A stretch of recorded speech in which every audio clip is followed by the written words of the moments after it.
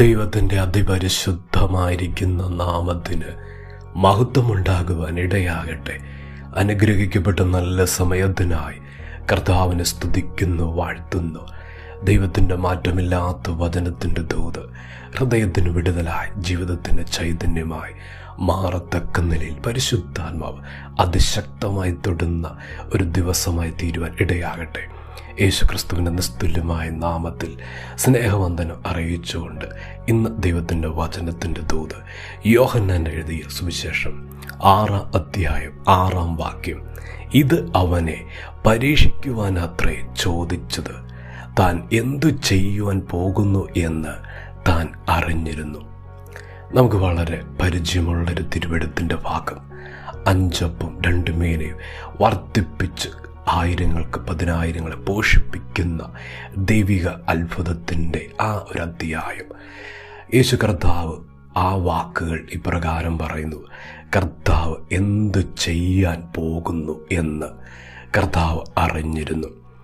ഇന്ന് അതിശക്തമായി ദൈവത്തിൻ്റെ പരിശുദ്ധാത്മാവ് അതിനകത്തുനിന്ന് നമ്മോട് ഇടപെടുന്ന ദൂത്, യേശു എന്തു ചെയ്യാൻ പോകുന്നു എന്ന് യേശു അറിഞ്ഞിരിക്കുന്നു. ദൈവത്തിൻ്റെ പൈതലേ, ജീവിതത്തിൻ്റെ സ്ഥിതിയിൽ എന്ത് ചെയ്യാൻ പോകുന്നു എന്ന ഒരു വ്യക്തത ഇല്ലാത്ത ഒരു സാഹചര്യം, യേശു ചെയ്യുമെന്നൊരു വിശ്വാസമുണ്ട്. എപ്രകാരം ചെയ്യും, എങ്ങനെ, എപ്രകാരം അതിനെ ക്രമീകരിക്കും, അതിനെക്കുറിച്ചൊരു വ്യക്തതയാ ജീവിതത്തിൻ്റെ തലങ്ങളിൽ ഇല്ലാത്തൊരവസ്ഥയാണ്. ഇവിടെ വചനം പറയുന്നു, പത്രോസിനോ യോഹന്നാനോ അന്ത്രയോസിനോ മറ്റ് ശിഷ്യന്മാർക്ക് ആർക്കും അറിഞ്ഞുകൂടാ. അവിടെ നിൽക്കുന്ന ആ ഒരു പുരുഷാരത്തിനും ജനക്കൂട്ടത്തിനും സമൂഹത്തിനൊന്നും അറിഞ്ഞുകൂടാ യേശു എന്ത് ചെയ്യാൻ പോകുന്നു. കർത്താവ് ഹൃദയത്തിൽ നിശ്ചയിച്ച് കഴിഞ്ഞിരിക്കുക ചെയ്യാൻ പോകുന്ന കാര്യം. ദൈവത്തിൻ്റെ പൈതലേ, പരിശുദ്ധാത്മാവ് ശക്തമായി ദൂത് പറയുന്നു, യേശു ചെയ്യും, യേശു പ്രവർത്തിക്കും. ആ വാക്യത്തിൽ നിന്ന് തന്നെ ദൈവാത്മാവ് ഇടപെടുന്നു. യേശു ചെയ്യാൻ പോകുന്ന കാര്യം കർത്താവ് അറിഞ്ഞിരിക്കുന്നു.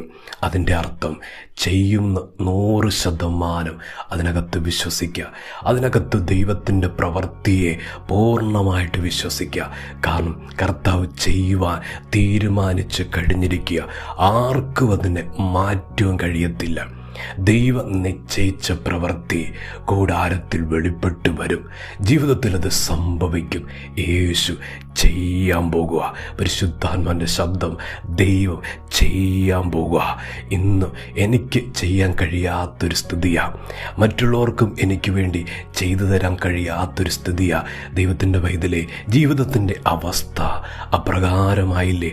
മനുഷ്യർക്ക് ഇനി ഒന്നും ചെയ്യാനില്ല. ഈ ദിവസങ്ങളിൽ പറയുന്നത് അങ്ങനെയല്ലേ, എനിക്കിനി ഒന്നും ചെയ്യാനില്ല. കാരണം അതിനകത്ത് ഞാൻ ചെയ്ത അസാധ്യമാ. ഇനി എൻ്റെ ദൈവത്തിന് മാത്രമേ എന്തെങ്കിലും എനിക്ക് വേണ്ടി ചെയ്തു തരാൻ പറ്റത്തുള്ളൂ. ഈ വിഷയത്തിൽ കർത്താവിന് മാത്രമേ ചെയ്തു തരാൻ കഴിയത്തുള്ളൂ. ഇന്ന് പരിശുദ്ധാത്മാവിൻ്റെ ദൂത് കർത്താവ് ചെയ്യാൻ പോവാം.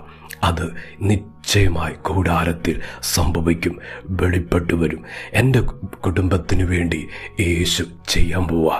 എൻ്റെ തലമുറയ്ക്ക് വേണ്ടി കർത്താവ് ചെയ്യാൻ പോവുക. എൻ്റെ ജോലി കാര്യത്തിന് വേണ്ടി ദൈവം ചെയ്തു തരാൻ പോകുന്ന എൻ്റെ സാമ്പത്തികം, എൻ്റെ വിദ്യാഭ്യാസം, എൻ്റെ ആരോഗ്യം, എൻ്റെ ജീവിതത്തിൻ്റെ സ്ഥിതികളിൽ എല്ലാം എൻ്റെ കർത്താവ് ചെയ്യാൻ പോകുന്ന കാര്യങ്ങൾ അത് അത്ഭുതമായിരിക്കും.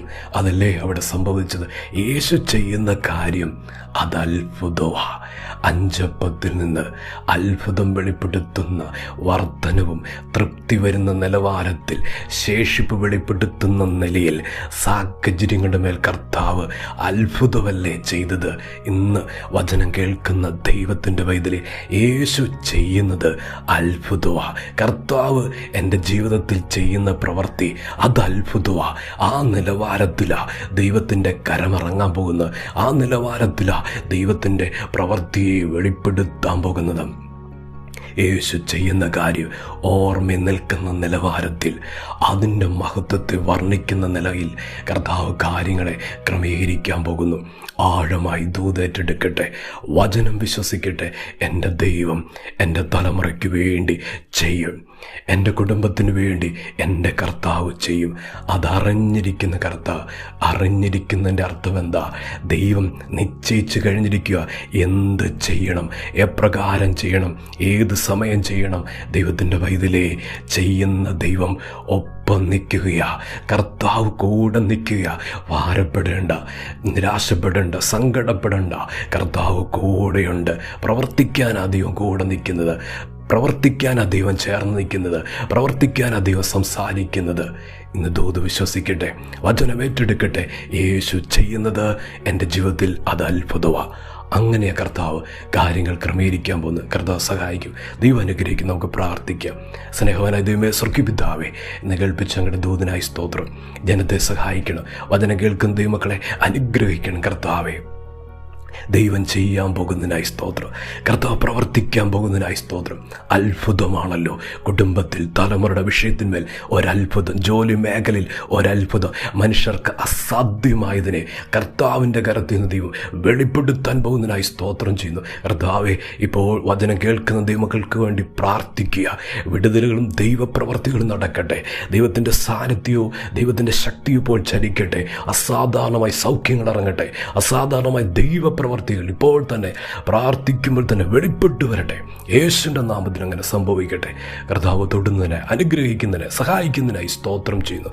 പ്രാർത്ഥന കേട്ടതിന് നന്ദി. യേശുവിൻ്റെ നാമത്തിൽ തന്നെ. ആമേൻ.